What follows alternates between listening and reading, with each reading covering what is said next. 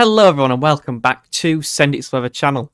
Well, this one will certainly get the tabloids talking. So today we're going to be looking at the latest CFS to see what it is showing for the winter period of 2025 to 2026. I'll also be releasing my winter forecast at some point within the next week, so look forward to that. It might be interesting, might be not, depending on who you are, whether you like mild, cold or an average winter, depends on who you are. But yeah, I thought I'd return back to look at the CFS. This one will certainly get people talking, I assume, because of what I will show you at some points of the run. Now, what I will say is that the weather at the moment is pretty uneventful. We've got a westerly flow, we've got low pressure systems pushing through the country quite consistently, and it's mild, wet and windy, particularly in the north and the west for the next few weeks. So I thought, why not have a look at this run? It's a pretty concrete pattern for the first half of December, but let's see what it looks like for the second half of December and beyond. So we're going to start then by looking at the CFS. This is particularly the 18Z from last night. So we have low pressure out to the west of the UK. This is starting off today, 1st December. Low pressure out to the west of the UK. High pressures to the south, winds in from a southwesterly direction. So we're starting off pretty mild. But as you're about to see, in a few weeks' time, or along this run, things might turn for better or worse, depending on who you are. so we've got higher pressure beginning to ridge to our northeastwards up to Scandi. Send it to Scandi. Should have worn my t-shirt today. Winds go into an easterly direction into the second week of December.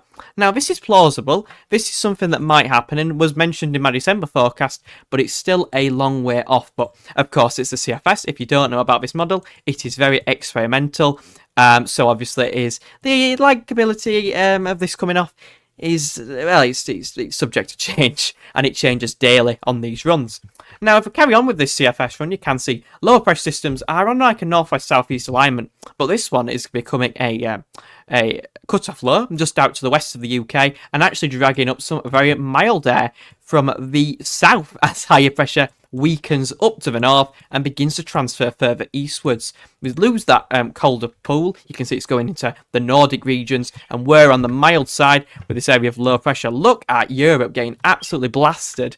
You can see that we are trying to drag in some cooler or colder air from the east-southeast. We've got a ridge or ridging to the north evident. You can see colder air sinking into Eastern Europe from Western Russia and beyond. Look at that cold pool. Wow, imagine that was just 500 miles further westwards. We'd be in the absolute freezer. But on this run for Christmas Day, out of all days, you can see we are pretty mild. Maybe a wintry shower in the far northeast of Scotland, but otherwise very mild conditions. Eventually, though, higher pressure does strengthen. Quite hard to see here, but it does strengthen towards Scandinavia, and we do dig in some of that pretty cold air. We are on the periphery of it, as usual, but there could be a few wintry showers in the east, but that's nothing compared to what's coming up, which I must say that is pretty extreme, what's coming up.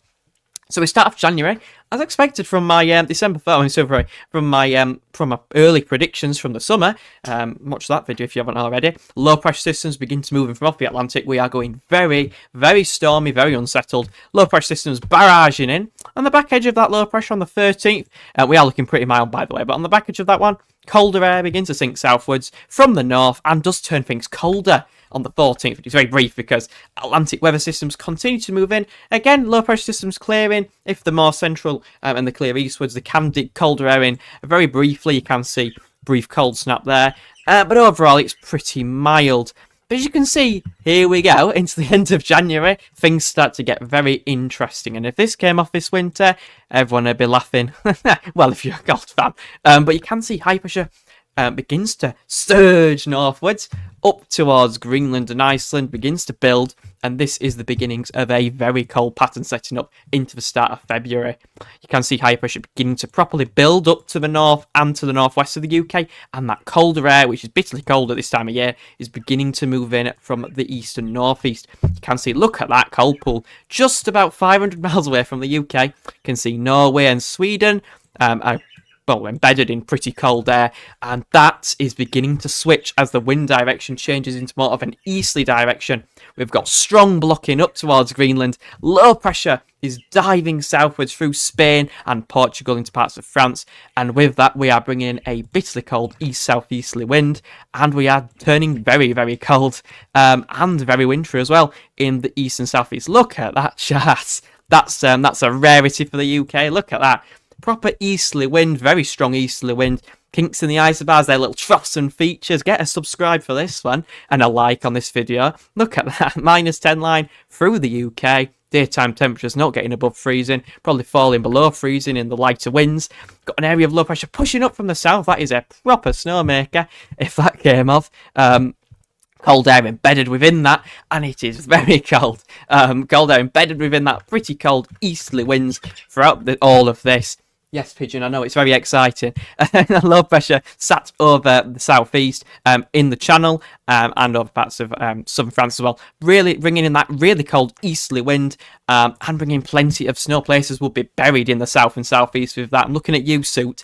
But eventually, things start to turn milder, but pretty epic. A week to 2 weeks of pretty cold air and probably harsh overnight frost. Plenty of snow in the east and the southeast in particular, but showers could drift inland with those very strong easterly winds originating from a long way eastwards. And very extreme conditions. Look at the rest of Europe as well. The -10 to -15 line covering Europe. I mean, that would be pretty exceptional even for the 3rd of Feb. I mean, for the UK, that would probably be pretty exceptional. It's not very often that sort of pattern develops. The -15 line into the east coast is pretty rare as well, so even they could see some snow. So that would be pretty epic if that came off. Now, you can see, obviously, things do come back to earth. You can see low pressure topples the heights to the north very quickly, and then low pressure systems are moving back in. But you can see low pressure systems cutting out to the west by the 11th of February, high pressures to the east and southeast, winds in from a southerly direction. That is the worst arrow, but you can tell it's from the southerly direction. Bye-bye, cold, you will not be missed. No, it will be. But you can see that it does turn milder. Eventually, though, higher pressure begins to ridge. Unfortunately, it's in the wrong place, so all the cold air begins to plunge back into Eastern Europe, and the UK avoids it all. Look at that. That is a proper cold blast into Eastern Europe there. Proper surge southwards into parts of Italy, parts of the Baltic regions, Baltic Sea states, and it's just basically the whole of Eastern Europe, parts of Western Russia, really getting plunged into the freezer there. Plenty of snow, the Alps getting a good covering probably there. Can see heights try to build towards Scandinavia into the 3rd week of Feb, but they get toppled pretty quickly, and we go westerly flow. We do see heights try to ridge in the start of March, but of course we're not going that far beyond. But look at that, the high pressure properly building up to the north and northeast into the 3rd week of March. And of course, all the cold air returns into March when there's no point. There's not really much point, but wow, what an epic run. Imagine that came off. That'd certainly get people talking on that one. It'd certainly get me talking. I've been making videos on that, that's for sure. Comparable, actually, to... I'm not really sure. 1962 and 1963, which saw that really cold blocking spell. Winds in from an actual southeasterly origin. You follow the air and the isobars, but you can see they're going actually from the southeast. They're originating from around here.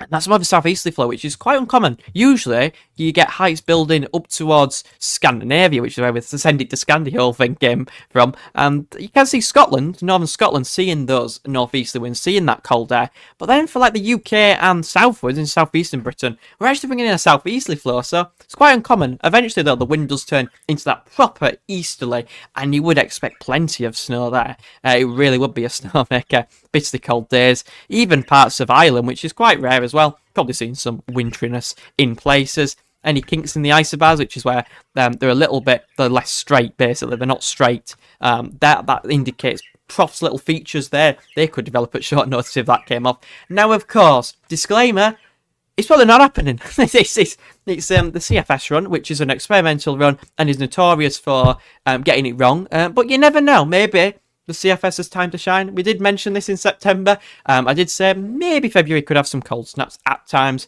My favourite period is still the 2nd half of December, and I think it's one to watch. Christmas? No.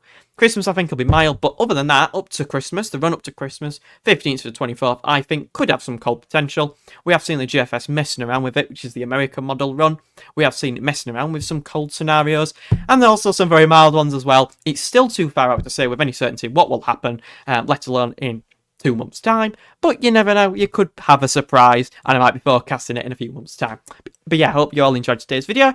If you did, consider leaving a like and subscribing to the channel. I'll keep making these videos if you enjoy them. And I'll see you all in the next one. Bye, everyone.